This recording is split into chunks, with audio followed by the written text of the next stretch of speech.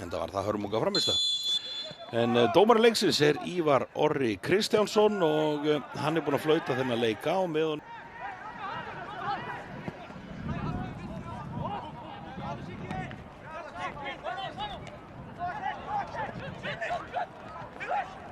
Og býtum við dauðafæri og Atli Þór Jónasson að koma frömmurum hér yfir á 11. mínútu.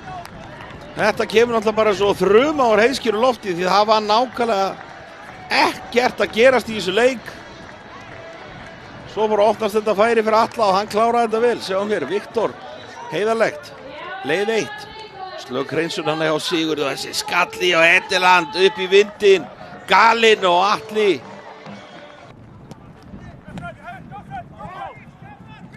Fred, vel gert hjá Freddaranum, heldur hlaupur áfram, Vúk, framleggir á Fred með hann fyrir, þéttan og hann Atli mættur á hættusvæðið og hann skorar aftur. Frábærlega gert hjá Fred sem að býr þetta til. Þeir eru kátir að fá Freddaran sinn aftur. Frábært samspil, Vúk, sjáum að hér, Fred vinnur boltan, kemur hann lappindur á Vúk. Það svo sendingun á honum og sjáu, neglir honum inn á hættusæðið og Atli Jónasson mættur eins og alvöru framherjar.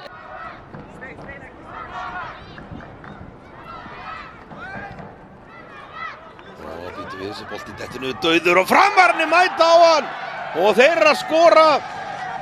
Og það Þorri Stefán Þorbjörnsson sem að kemur þessu bolta í netið. Skorar hið heimsfræga 3. mark. Eyjamenn ekki beint komið með látum út úr blokkunum hér í seinni hálfleik. Sjáum við hér bolti dettinu dauður í teignum og Þorri lúðrar honum í netið. 3-0 fyrir.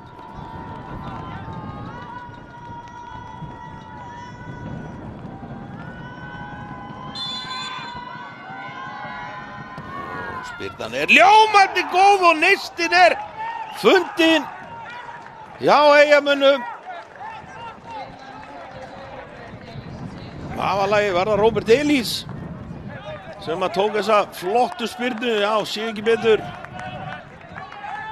Róbdu, taktuðu bara tími í þetta unnur.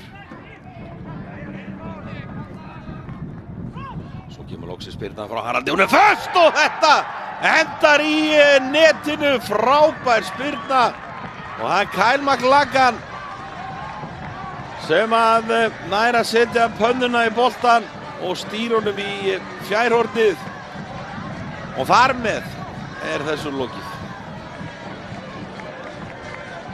Það frábær spyrna og Kyle McLagan tekur hann á hæsta punkti og fleytir honum í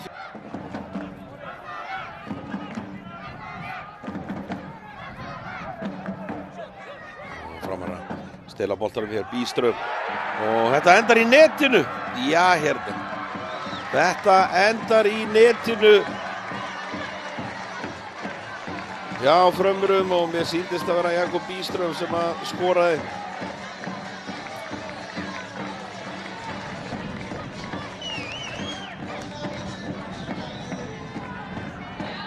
Þetta ásar.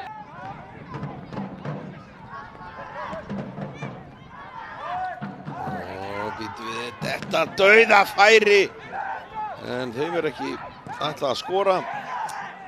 Jestemirovic og Felix og þetta rennur ekki alveg alla leið. Róbert Elís sækir horn en þeir fá ekki að taka hornið því að Ívar Orri sér aumur á Eyjamönnum og flautar bara leikinn hér.